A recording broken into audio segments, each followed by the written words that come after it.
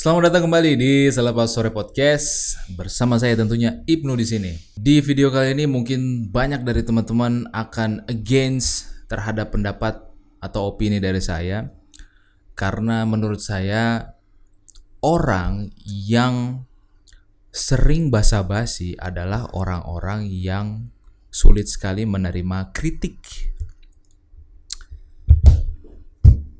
Saya punya penjelasan tentang itu. Indonesia kebanyakan memiliki penduduk yang ramah-ramah, memiliki penduduk yang suka banget basa-basi, sehingga basa-basi tersebut bisa membuat orang lain merasa nyaman, merasa dihargai juga, merasa wah ini kayaknya Indonesia tempat yang bagus gitu ya.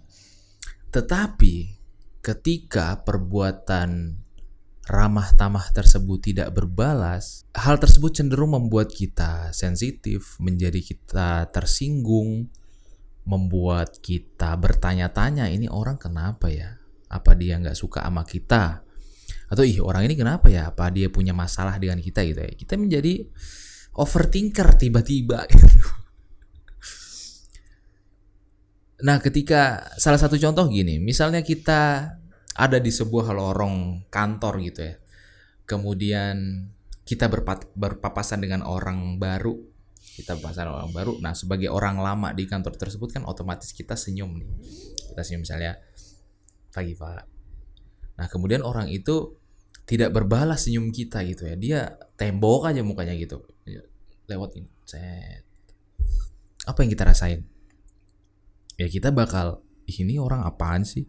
Ini orang di treat bagus kok balasnya kayak gini. Nah, masalahnya di situ teman-teman. Kita menaruh ekspektasi di orang lain, padahal orang ini belum pernah bertemu secara langsung, ngobrol secara langsung.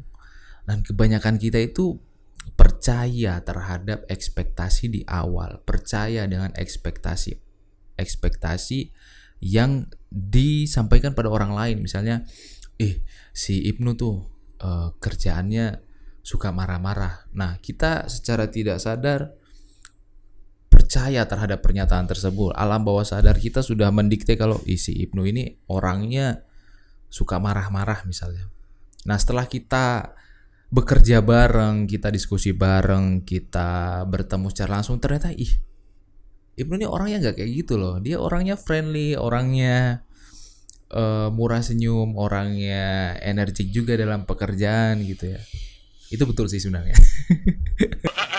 Tapi maksudnya kayak gitu teman-teman. Ketika orang-orang yang ramah tersebut menaruh ekspektasi, ya ketika hal kecil saja, tidak memberi senyuman saja bisa melukai hati gitu. Apalagi ketika dia menerima kritik.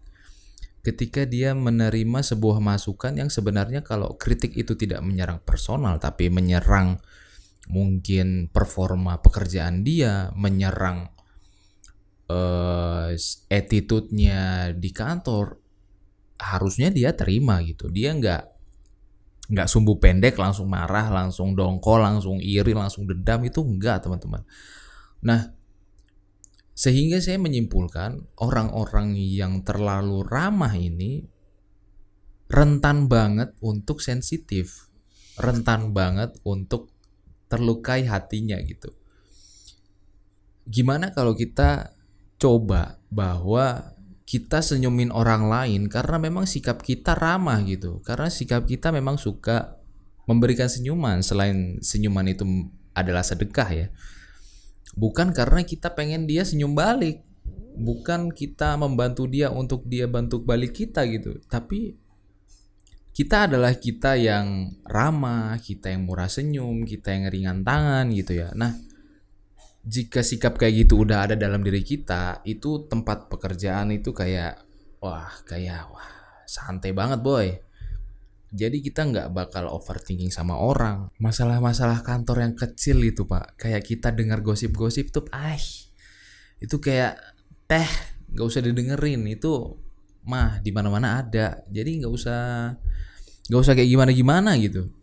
Itu yang orang lain belum miliki. Tetapi jangan jadi orang yang terlalu baik gitu. Bedain orang baik dan orang yang people pleaser. Orang yang baik ya dia baik karena dia pengen baik gitu. Sedangkan people pleaser adalah orang yang pengen dianggap baik oleh semua orang. Kita tuh nggak bisa dianggap baik oleh semua orang, itu nggak bisa. Kita mau terlihat baik di mata semua orang itu hal yang mustahil teman-teman. Sekalipun Rasulullah aja manusia yang paling sempurna di muka bumi ini ada hatersnya, apalagi kayak kita gini boy. Jadi stop untuk katakan yes, selalu berkata iya terhadap suatu tawaran. Ya sekali-kali no lah, sekali-kali enggak lah, enggak dulu ya boy, gitu.